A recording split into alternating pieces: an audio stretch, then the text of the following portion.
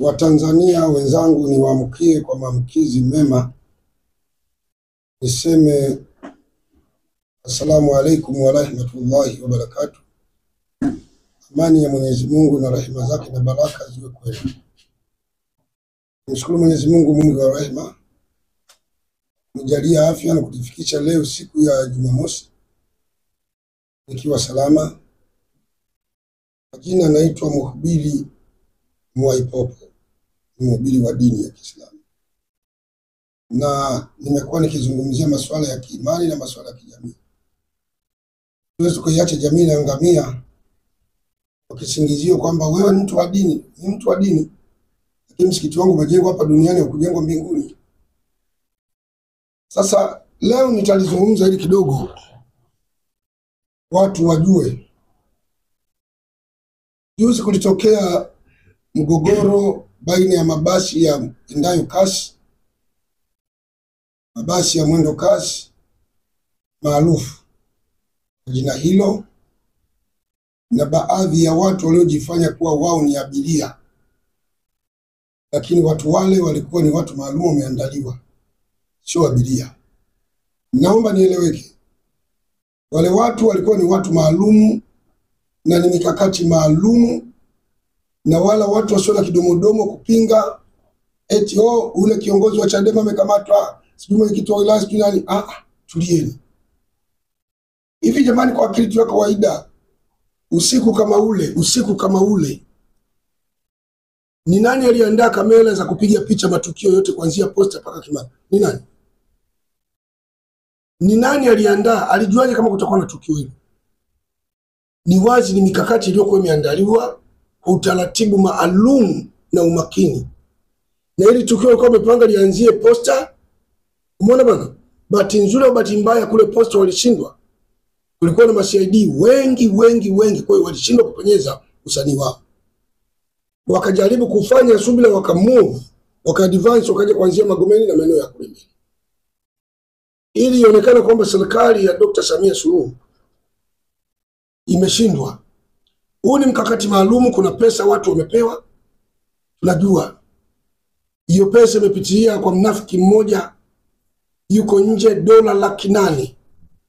Na kuna watu hiyo pesa baada ya kuingia hapa ndani ya nchi, kuna watu wamejenga. Na mtu mmoja kajenga Bagamoyo jumba la kifahari kwa hela hiyo. Msifikiri watu wafuatilie. Wengine wamechukua milioni 100, wengine 200. Ni pesa ya maandalizi.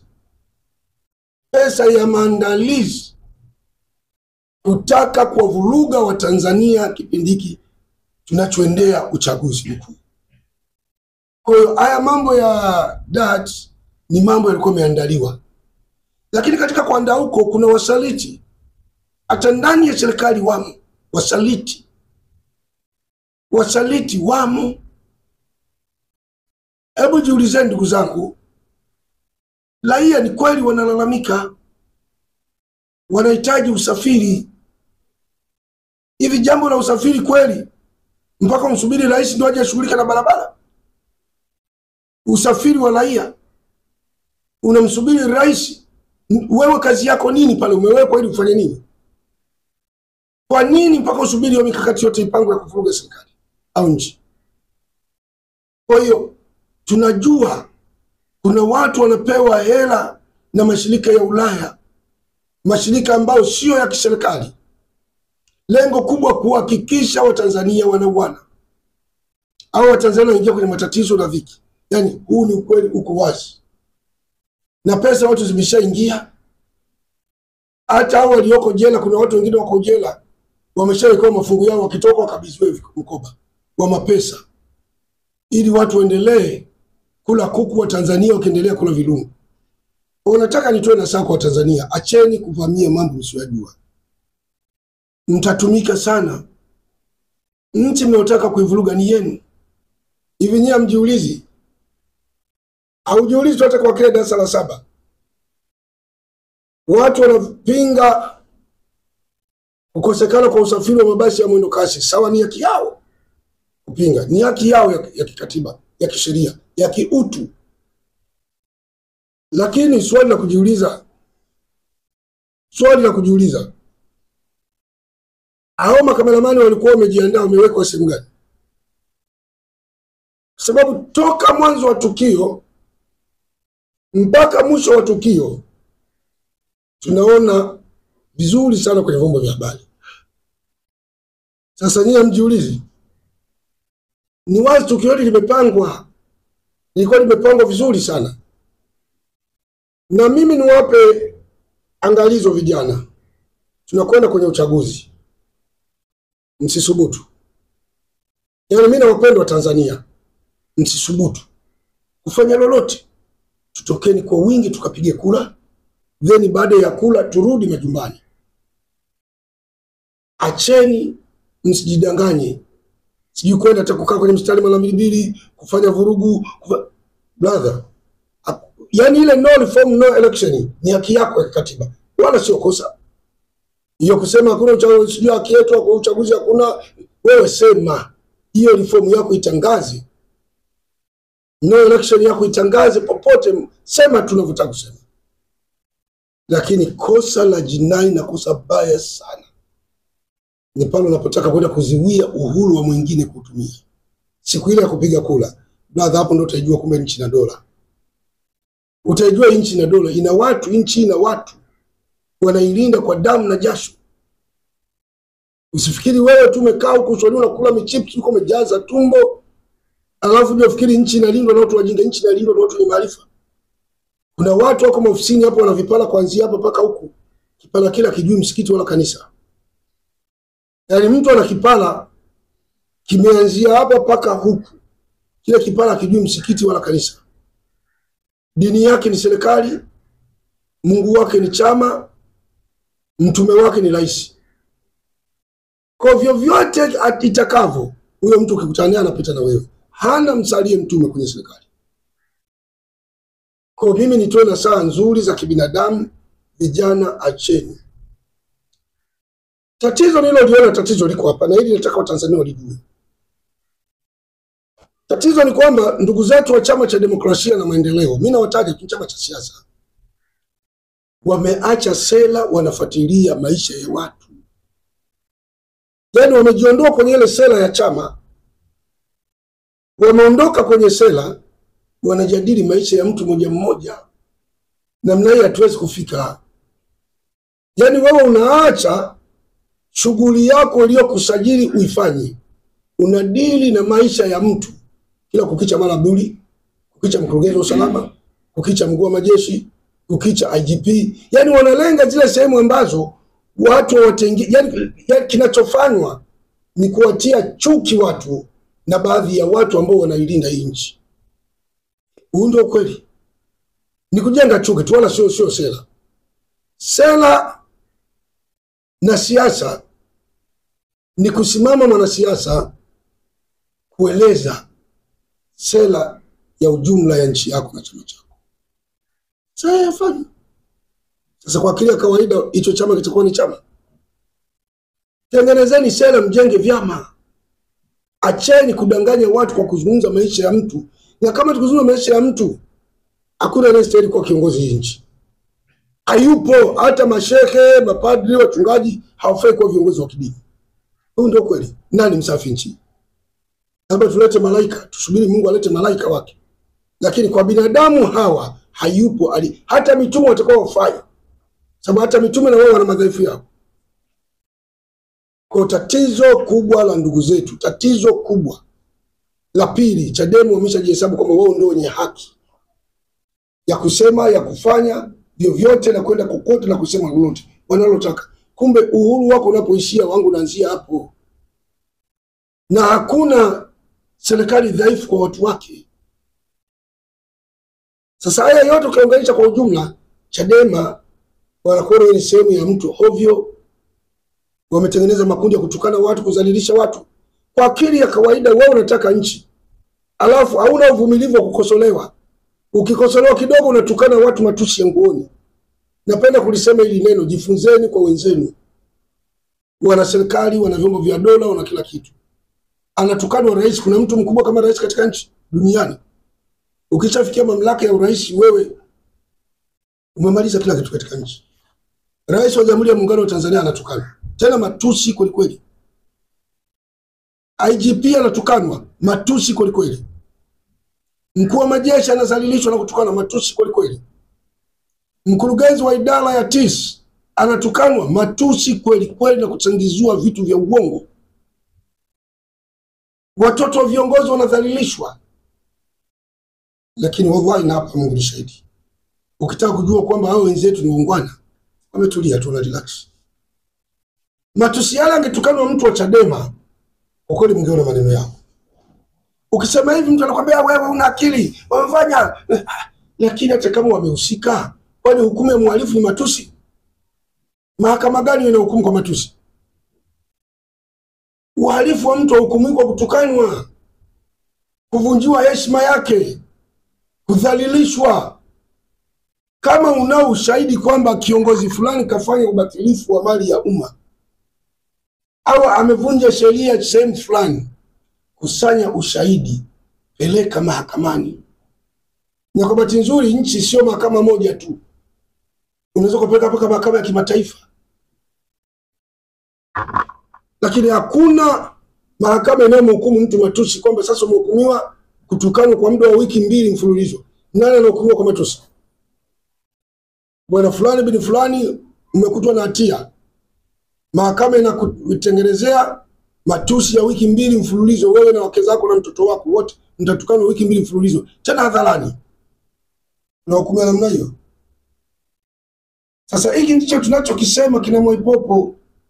Tukiyasema haya, vijino pembe mnasimama. Mwaipopo chawa. Mwaipopo kibaraka wa Samia. Mwaipopo umepewa hiki. Kiko wapi? Kiko wapi? Na tujifunze uzalendo wa Tanzania. Hatuwezi kujenga nchi bila uzalendo. Rais kuwa na maisha au kiongozi anayefanya kazi serikalini, kiongozi mkubwa hivi kwa pia kawaida, jamani, mkuu wa majeshi asiwe na maisha? Mkurugenzi wa TIS wa usalama asiwe na maisha? IGP asiwe na maisha? Kamishna wa jamani, sasa hai mambo yanashangaza. Mtu kafikia mamlaka makubwa kama waziri mkuu, makamu wa rais, asiwe na maisha, avae yebo mtoto wake au mke wake? Kwa sababu tufike sehemu, mbona hata viongozi wa dini, unapokuwa shehe una maisha, ukiwa mchungaji wa askofu na maisha, itakuwa kiongozi wa kiserikali? Kwa hiyo tupunguze roho za uchoyo. Na kwa nini? Kama ni siasa, tuseme yale yanayostahili kusema na tufanye yale yanayostahili kufanya, lakini si kwa system hii. Ni uongo, sio siasa, ni uhuni. Kuna uhuni na kuna siasa. Kwa hiyo leo nimependa kuyazungumza haya. Wa Tanzania tujitokeze, tupige kura, na inshallah Mungu akijalia tutakuwa na mkutano mkubwa sana wa viongozi wa dini, mkubwa sana wiki inayokuja. Tutakutangazieni, tuomba vyombo vya habari vije kwa wingi, virushe. Sasa tumeangalia hata baadhi ya waandishi mmekuwa na unafiki, baadhi ya vyombo, sio wote, baadhi. Na hata ndani ya Chadema kuna watu waungwana wa kweli wamo ndani ya Chadema. Msifikiri watu wanakubaliana na uhuni unaofanywa na baadhi ya watu wa Chadema. Kuna watu wanaitakia nchi mema, na ndio ambayo wanawakanya hawa Chadema waluwalu wanaopokea mapesa kutoka Ulaya. Wako watu waliingia ndani ya Chadema kwa ajili ya kutaka kutengeneza tu siasa, na wako watu wameingia kwa maagent wa wazungu. Kwani hatujui bana? Na hata waandishi wa habari mmegawanyika, na tutakuja tuvitaje hivyo vyombo na tutawataja kwa majina. Kuna waandishi wa habari ukiwaita, ukitukana serikali wanakupa front page, wanakupa mstari wa mbele, wanakupa kipaumbele. Lakini ukizungumzia ile haki na ukweli, wanaficha ficha na kuleta kona kona. Acheni unafiki nyinyi. Serikali ndio imewafikisheni hapo, waandishi wote ndio imewasajili yenyewe. Vyombo vyote inasajili serikali. Sasa haikusajili ili tuizalilishe serikali. Vimesajiliwa ili tuzungumzie nchi na maendeleo ya watu, na jumbe za watu zifike kwa njia nzuri na njia ya umoja na mshikamano. Kwa mimi napenda sana kuwasikitikia baadhi ya wapinzani kwamba wakikosa wao wanaona kama sio haki yao kukosa. Sasa ukisema sio haki yako kukosa wewe haki ya nani? Sasa Waswahili wanasema maswali yanaepusha uongo. na wasiwasi ndio akili. Naomba niulizwe maswali kama ni 5, 4, 3, anyway mimi nitajibu. Naam. Ni maslahi gani unapata unapotetea serikali yako ya Jamhuri ya Muungano wa Tanzania? Waweke wazi Tanzania kuna maslahi unayapata, ndio maana umekuwa mbele sana kwa kutetea serikali yako, labda wengine wanakuambia umekuwa mbele sana kwa kifupi chawa. Hebu tueleze ni maslahi gani unayapata? Jambo la kwanza, maslahi gani unapata? Maslahi unayopata mimi ni maslahi ya amani. Na kama serikali yangu ikipoteza mwelekeo, mimi nimepoteza, familia imepoteza, ndugu jamaa na marafiki. Kwa maslahi yangu ya kusema ni amani. Maslahi ya dini ni kutengeneza ufalme wa Mungu wa kesho. Maslahi ya nchi ni amani. Na watu waache kuwadanganya watu kwamba haki itendeke kwanza ndio amani itakuja. Ni uongo. Jambo la kwanza katika maisha ya watu ni amani. Baada ya amani ndio itakuja haki. Watu watafanya ibada, watu watacheza mipira, watu watafunga, watu watakwenda haji. Ndiyo maana yake hii ninayoilenga. Namba waandishi. Na umezungumzia kwamba kuna baadhi ya watu wametumika kiasi cha kwamba dola 800 umesikika ukisema hivyo. Pengine hizi fedha zilipotoka unapajua, na je, mlengo wake hasa ni nini kwa hawa ambao umesema wametumika? Na hata hizi vurugu za mabasi ya mwendo kasi ni uratibu umeratibiwa. Je, hawa walioratibiwa unawaambiaje kwa vyombo vya dola kuhusiana na hawa? Pesa hizi zinatoka chombo kimoja, taasisi moja mwisho ya serikali inaitwa Ford International. Na wanaochukua hizi fedha wanaeleweka. Itakapofikia wakati wa kuwataja tutawataja. Ford imewapa pesa ili kuja kumobilize, kuvuruga nchi. Kama walivyotumiwa kwa Gaddafi. Kuna watu wako nje wanapewa mapesa na wazungu ili kujichafua nchi za Kiarabu na nchi za Kiafrika. Kuna ndivyo hata Tanzania inafanyika hivyo. Kuna watu wamepewa uraia wa nje, ndugu familia zao ziko Ulaya, wake zao na watoto, lakini wao ni wanasiasa nchi. Kuna baadhi ya Watanzania wanatumika kama ulivyosema wako nje. Je, wale ambao pengine mkono wa sheria unauzungumziaje? Kwa sababu wamekuwa wakitukana baadhi ya viongozi wa serikali, wakitukana dola, jambo ambalo kwa hakika si mustakabali mzuri, na Watanzania tunahimizwa kila siku kuwa wamoja katika kuitetea nchi yetu ya Tanzania. Tanzania ndio mama, Tanzania ndio kila kitu. Je, wale wanaoitukana ama wanaotukana viongozi wetu, nini kauli yako? Kwanza wanaotukana viongozi wetu mimi sina cha kuwafanya, ila watakutana mkono wa Mungu. La pili, nishukuru sana serikali yangu na vyombo vyote vya nchi. Umeonyesha busara nzuri tu. Kaa kimya kumdharau mtu. Na ndio maana hata wamemaliza maneno yote yamekwisha sasa. Wambako wanarudia yale yale. Hawana jipya. Mange Kimambi hana jipya. Humphrey Polepole hana jipya. Yule dada wa Japan anaitwa sijui nani yule? Lecho. Hana nani? Hana jipya. Leo nimeona mkeka jiveka combat ya jeshi anasema eti kwamba ni captain, anatangaza mapinduzi, anataka ni uongo tu, mpaka nafanya usanii. Mimi sio mwanajeshi, watalisemea wenye vyombo vyao, lakini nazungumza hivyo. Jeshi letu ni jeshi safi, ni chombo kizuri, ni jeshi letu la wananchi. Katika majeshi yenye nidhamu duniani, Tanzania imo. Hapa ni chombo safi, wasikichonganisha na raia. Kinasifika kwa kulinda amani ya nchi na dunia. Watu wamekuwa wakikuonyoshia kidole Mwaipopo kwamba unaonekana kama unatumika. Hili la kutumika kwako wewe, kwamba kama unatumika na upande wa serikali, ili unasemaje? Kwani mtu anayetumika yukoje? Labda niulize. Tujue anayetumika yukoje na asiyetumika yukoje. Pimeni maneno yangu. Mimi situmiki. Sijawahi kwenda ofisi yoyote ya serikali au ya chama chochote. Mimi situmiki na wala sitotumika. Lakini ukweli lazima tuusimamie. Na ili mtu asitumike lazima tukane serikali. Haisikani brother, ndugu mwandishi. Ili mtu asitumike ndio tumejengwa mentality hiyo kwamba ili mtu aonekane mwanaume kweli kweli atukane serikali. Lakini hao wazungu wanaowatuma hayo, mbona wao wasemi wanatuma? Wazungu wanaowatuma hayo, mbona kule Ulaya watukani wazungu serikali zao? Wasimame na wao Ulaya, uchaguzi umekwisha. Kama kwa Marekani Trump si ameshinda, mbona atukana? Na alikuwa na maadui, watu wamtaka, wamemkosa paka risasi. Lakini alivyokuwa rais tu, watu wamesalenda kwake. Kuonyesha kwamba siasa zimekwisha, tujenge nchi kuelekea uchaguzi mkuu. nini wito wako, bali ya kuwataka Watanzania kujitokeza kupiga kura, lakini kumekuwa kukitajwa kwamba kutatokea maandamano ambayo yanasikika kwamba yapo, na serikali imeendelea kuonya vikali kabisa kwamba wananchi wasidanganywe, wananchi wasisikilize yale. Nini unakazia katika kauli ya kiongozi wa nchi katika kuasa Watanzania? Kwanza mimi ninavyojua Tanzania, ndugu mwandishi, hakuna maandamano. Watanzania tembeni vifua mbele nchi yetu hii. Hakuna Mtanzania kwenda kufia chama. Hayupo. Na ukitoka ukifia chama unaenda motoni. Kwa mujibu wa Qur'an na Sunna, hata kwa mujibu wa Biblia. Hakuna aya yoyote imesema watu wafie chama. Haipo. Ukifia chama jua unakwenda kukoga moto. Na Watanzania wana dini zao, wanaingia msikitini na makanisani. Kwa hiyo hayupo mtu mjinga namna hiyo. Wewe ni mmoja wa viongozi wa dini, lakini pia ni mhadhiri wa dini ya Kiislamu.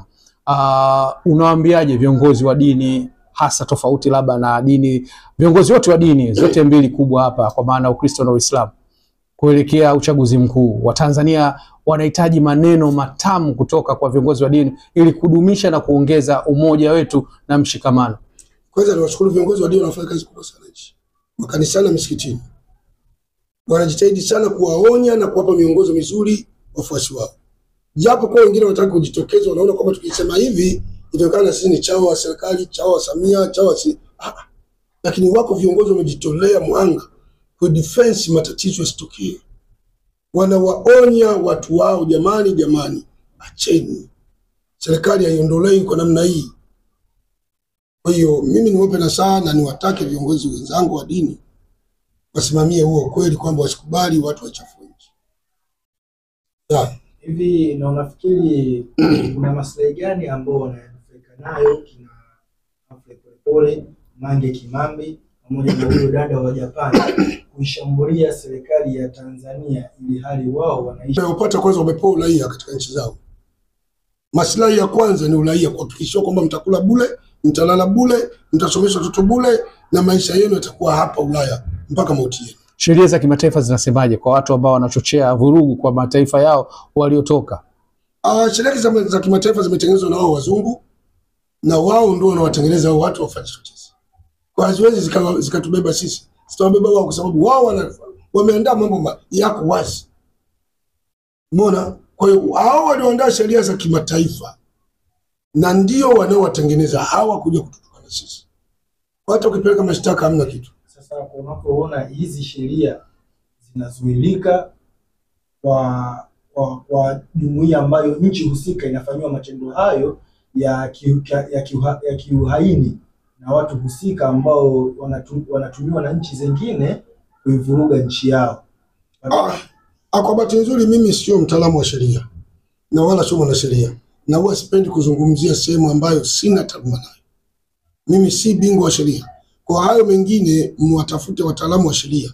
Kwamba jamani, mbona nchi yetu inadhalilishwa na wahuni? Kisheria inasemaje? Hatuwezi kutuma makachero wetu wakawachukua hao watu? Waulizwe. Lakini mimi ninachosema ninalaani vitendo hivi ni vya ukibaraka, na ukibaraka wa namna hii hauna. Kauli yako ya mwisho? Kauli yangu ya mwisho, mimi niwataka Watanzania tuungane, tushikamane, tuwachague kiongozi anayefaa. Asiyefaa wekeni pembeni. Na aliyesusa uchaguzi amesusa yeye, hakuisusa Tanzania. Huu ndio kweli. Aliyesusa uchaguzi amesusa yeye, hakuziwiwa na mtu yoyote. Wewe ukisusa ugali wenzako wala. Unamsusia mlevi baa anakunywa. Ukimwachia nguruwe miogo atakula. Ukimwachia mzinifu mwanamke atapita naye. Kwa kuna vitu havisuswi. Na mambo ya kususa ni mambo ya kike. Labda nikwambie kwa kumalizia brother. Mambo ya kususa ni mambo ya kike. Mwanaume hana tabia ya kususa. Anakomaa mpaka tone lake la damu la mwisho. Huu ndio wanaume. Kususa ni mambo ya kike. Swali la mwisho shehe. Naam. Sawa, tunaelekea uchaguzi mkuu tarehe 29 Oktoba. Kila chama zimeshatoa sera zake. Kuna lipi la kuambia Watanzania ya Jamhuri ya Muungano wa Tanzania kuelekea uchaguzi? Ni maneno gani ya hekima unawaambia ili papatikane utulivu na kuweza kuchaguliwa kiongozi bora ambaye atatuongoza miaka mitano kwa uaminifu na kwa nidhamu ya kutosha? Mimi niseme kwamba vyama vipo katika kampeni na hakuna chama ambacho kinatoa maneno ya kujeruhi. Kampeni zinaenda kistaarabu, watu wanaheshimiana, chama hiki kienda huko kingine kinaenda huko. kingine huku, kingine huku. Kwa hiyo sioni kama kutatokea vurugu. Mimi nasema hamna vurugu, watu wasiwatishe watu. Vurugu hamna kabisa, ni amani kwenda mbele. Kwa ujumla unazionaje kampeni za mwaka huu? Kampeni nzuri sana, wallahi nzuri, na Rais Samia anajaza watu kweli kweli. Ukienda Chauma anajaza watu kweli kweli, yani kila kikafu nimeona wanajaza watu kweli kweli. ACT wanajaza watu kweli kweli. Sasa ngoma iko kwenye sanduku, ngoma iko kwenye sanduku pale.